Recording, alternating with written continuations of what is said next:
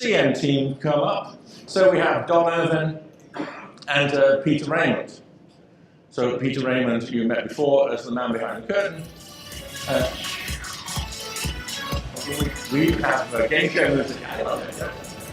I want to get a big check jacket, but I just couldn't find one. I'm sorry. Don, welcome. Now, Kai's team is based in Germany. Where's your team based, Don? So we're based in the UK, just north of London. But a large part of my development team is also in the Ukraine in Kiev. So that means that you're doing software development across multiple time zones, multiple languages. So right. Tell me what software development tools you use. We use three of the tools. We use SVM, we use CM. My actual CM server is on the west coast of the United States. Wow. So really stressing our WAN performance. Okay, so this is actually going to be a real test of something that you do every day. Exactly. Okay, so take us through what we're going to see in this section. So we're going to take the requirement that Kai just created, change it into a development change request, then take that change request through the lifecycle. We're going to code the changes against it, then perform a peer review of it, create a baseline which we can then hand off to the release team to deploy. And the peer review is the thing that Ash was talking about as well. Exactly, it's a code review. Okay, so that's going to be very cool. So, Stoker, are you ready? Certainly. Captain, are you ready? I am. Mr. Scorekeeper, are you ready? Sure, it shouldn't be 200 seconds handicap. Can we have the computer on the screen, please? And the clock is set to 0. On your marks, get set, go. Right, so Peter here is in the web client. He's now looking down the list of requirements and he's going to select one, and from that he's going to create a development change request. So he's coming in here, he's editing the change request, adding in a quick summary for it. And we also want to move fast without breaking things, so we're going to set this to be really urgent. And now we've created our change request. So the next step from here is we're going to move across to Eclipse. And the first thing we're going to do in Eclipse as a developer is select the change request that we're going to do work against.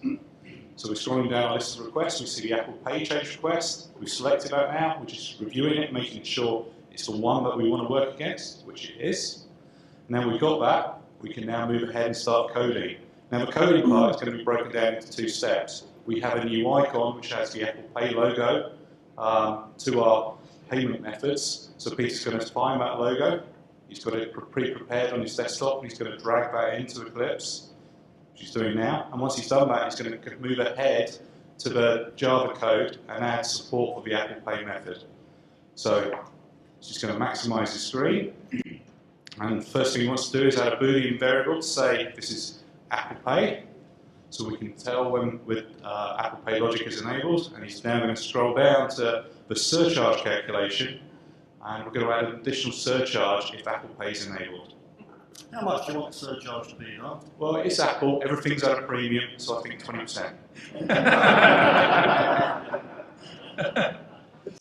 Okay, so now we've made our changes. The next step is we want to deliver those into dimensions. So Peter's going to come down to the team menu in Eclipse, select deliver, and this takes us to the synchronize view. And from here, we can review the files that we've changed. Hopefully, there are just 2 of them. The PNG file, the icon, and the code file, which there are. So now we've done that, we can go ahead and deliver those changes. We get to put a comment in here so that everybody can see why we've made the change, and it's to add Apple Pay support. And we also want to relate it back to the change request. And that's important because we now have traceability from the requirement to the change request to the lines of code changed.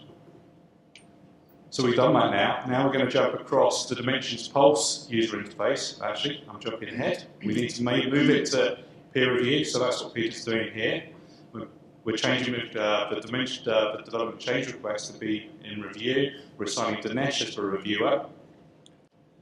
And now we're going to jump across to the Pulse UI to actually perform the review. So the orange bubble on the right represents the change we've just done. Orange is an important colour because that means the change is now being built. And this is all tightly coupled into the CI toolchain, and the colours are significant. Green means that the change has been built successfully, and as Peter Paul scrolls back down, we can see other colours here. We can see changes which haven't built in red, and some changes which have failed unit testing in yellow. So in a minute that will turn green to indicate that the change is built, which it has now done. So now it's built, we can drill into it. And to drill into it means we're going to perform the review. And this is the review page that we talked about earlier. The first thing that's important here is it's displaying everything about change. So we can see that it was built by Jenkins and that the build took, how long to complete, Peter? It took 29 seconds to complete.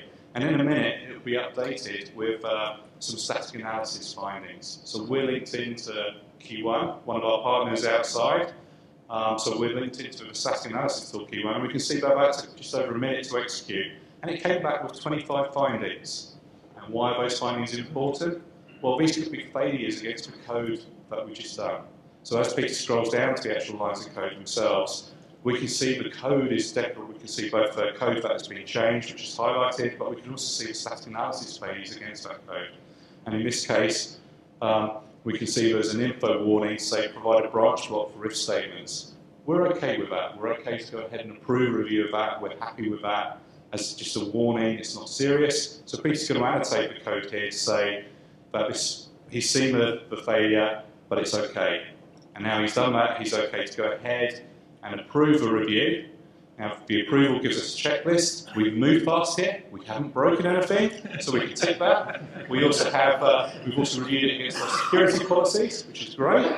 And now we can put a comment in, say, yes, this is approved, and we can hit the approve button. Now, that change has gone through, it's been approved, we now have that as part of our audit trail. Now, while we were doing that, the build created a baseline. We checked in the artifacts, the built artifacts, and created a baseline for those artifacts. And we're now about to hand those off to the release team. Time. Thank you.